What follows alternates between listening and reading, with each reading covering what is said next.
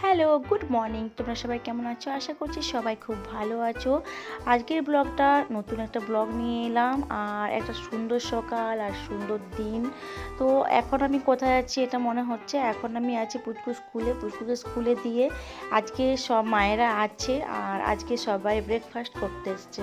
তো কচুরি, আলুর তরকারি, ঝিলিপি এইসব ব্রেকফাস্ট করে আমরা এখন যাচ্ছি স্কুলের দিকে। আর দেখো এখানে খুব সুন্দর একটা ঘাসের, মানে খুব সুন্দর জায়গাটা, এটা ভীষণ সুন্দর লাগছে আমার, এই জন্য আমি ফটো তুলে নিলাম একটা। আর আমরা এখন স্কুলের দিকে যাচ্ছি, আমাদের এখন ব্রেকফাস্ট হয়ে গেছে, এখন স্কুল ছুটি হয়ে যাবে, এখন 10:30 বাজতে আয়। তো স্কুল থেকে বাড়ি চলে এলাম, এখন বাজে 11:30।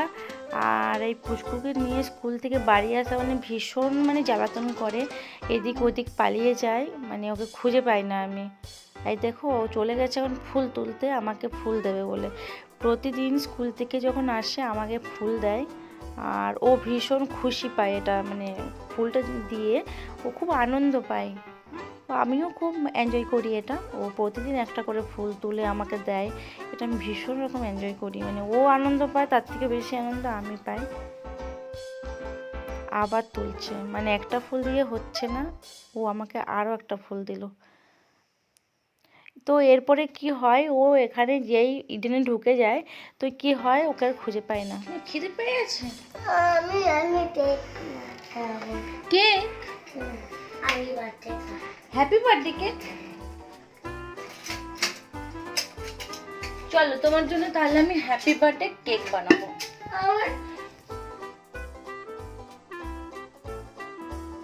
এখন বাজে 5:30, আর পুচকুর স্কুলে প্রতিদিন হ্যাপি বার্থডে হচ্ছে। তো সেটা ওর দেখার পরে ও হ্যাপি বার্থডে বলতে থাকে, কারণ ওর কিন্তু 3 বছর 1 বছরও হ্যাপি বার্থডে হয়নি, 1 বছর হয়েছিল প্রথম বছর। তা আমরা হ্যাপি বার্থডে সেভাবে করিনি, কারণ হচ্ছে আমার শ্বশুরমশাই বলেন নাকি আমাদের বার্থডে করতে নেই। তা আমার হাজব্যান্ডের করা হয়, বড় হওয়ার পরে ফ্রেন্ডরা করতো এটা আর কি, আমিও করেছি, কিন্তু যখনই করেছি কিছু খারাপ কিছুই হয়েছে, অমঙ্গল হয়েছে, তো আমি ওই জন্য করি না।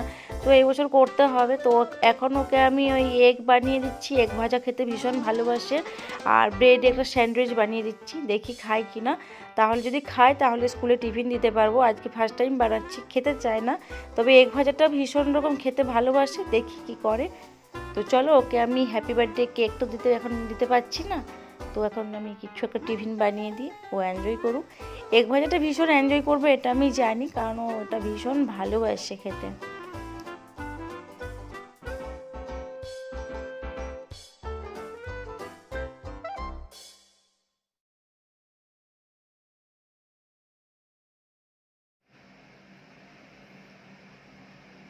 হ্যালো,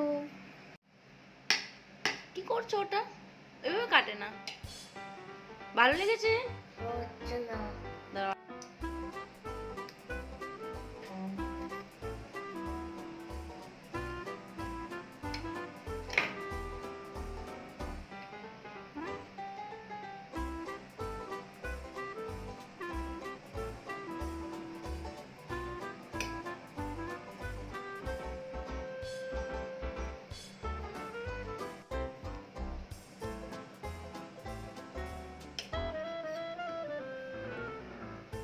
মাম্মি, মাম্মাম ভালো, নাইস।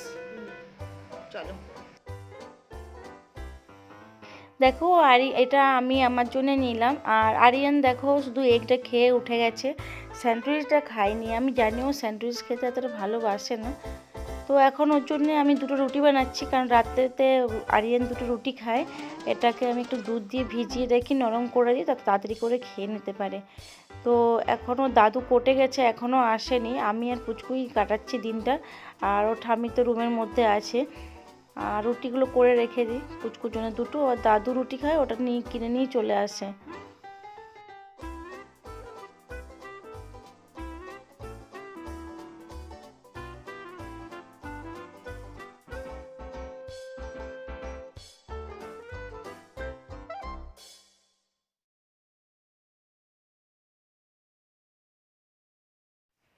এখন 8:30 বাজে, আর এনেছে ওর দাদু ফুচকা।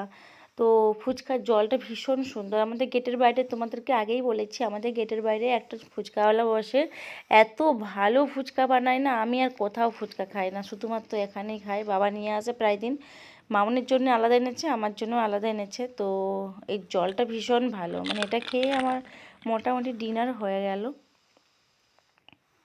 তো এবার মানে খাওয়া দাওয়া করার পরে পুষ্কু একটু পড়তে বসিয়েছি, কারণ ও একটু লিখতে টিখতে এগুলো ঠিকঠাক করে শিখছে না। তো ওই জন্য বললাম, ও আর দেখো নিজের থেকে এইচ লিখলো। হ্যাঁ, আমি কয়েক কটা ওয়ার ডট ছাড়াই লিখতে পারছে, তো আমি ভীষণ রকম এখন খুশি হয়ে গেছি। কীর্তিতে কিন্তু খুব ভালো মানে শেখায়। চলো আজকের ব্লগটা এখানেই শেষ করছি, বেশি বড় করব না। দেখা হবে পরের ব্লগে, নতুন একটা সুন্দর ব্লগ নিয়ে আসবো। Tata, bye, good night. তোমরা সবাই খুব ভালো থাকো, সুস্থ থাকো। যারা সাবস্ক্রাইব করো না, তারা প্লিজ সাবস্ক্রাইব করে দাও।